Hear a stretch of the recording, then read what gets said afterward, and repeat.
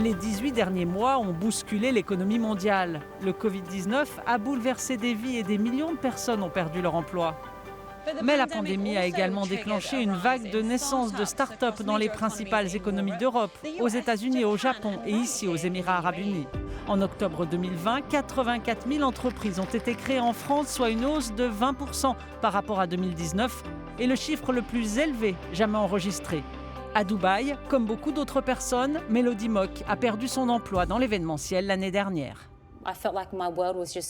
J'avais l'impression que mon monde s'écroulait. Il y a eu beaucoup de larmes, mon mari m'a beaucoup soutenue et je me suis demandé ce que j'allais devenir. Mais je pouvais soit pleurer, soit me relever et faire de ce qui m'arrivait quelque chose de positif.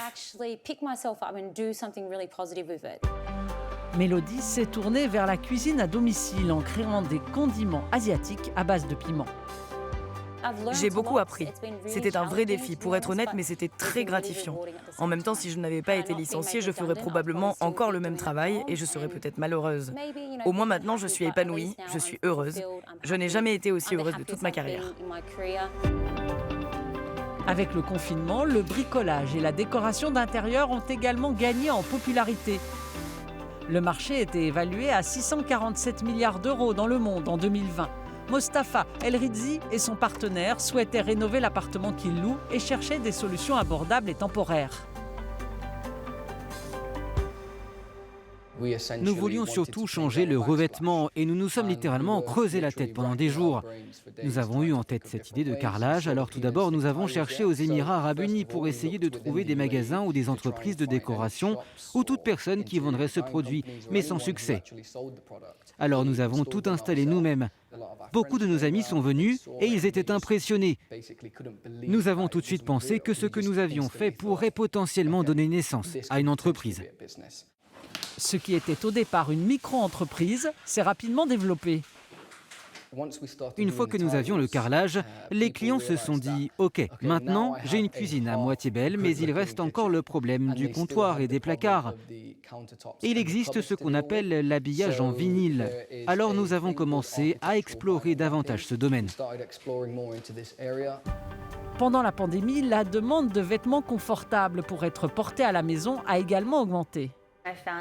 Je trouvais que les vêtements d'intérieur étaient un peu ennuyeux. Alors je me suis dit pourquoi ne pas créer des vêtements qui soient amusants et beaux mais aussi confortables à porter pour la maison. C'est ainsi qu'est né Azuki. Vous êtes passionné par votre entreprise, vous vous assurez que les vêtements sont biologiques, qu'ils sont fabriqués à Dubaï. C'est très important pour vous ? Oui, je veux vraiment me concentrer sur des produits éco-responsables après avoir porté des produits qui ne l'étaient pas pendant des années. Vous regardez votre placard et il déborde. Non, là je voulais créer quelque chose d'éco-responsable et d'éthique, des pièces qui durent longtemps. Et Azuki a grandi à tel point que vous avez créé une autre entreprise, et tout ça en un an. Nous allons de l'avant et devenons en quelque sorte une plateforme de commerce en ligne. Plusieurs marques seront présentes sur ce site Azuki et nous soutiendrons également certaines petites entreprises locales appartenant à des Néo-Zélandais et à des Australiens qui vivent ici aux Émirats arabes unis. Certaines entreprises sont nées pendant la pandémie par nécessité, d'autres sont nées de la résolution d'un problème auquel l'entrepreneur était confronté. Mais l'objectif final reste le même, en faire un succès.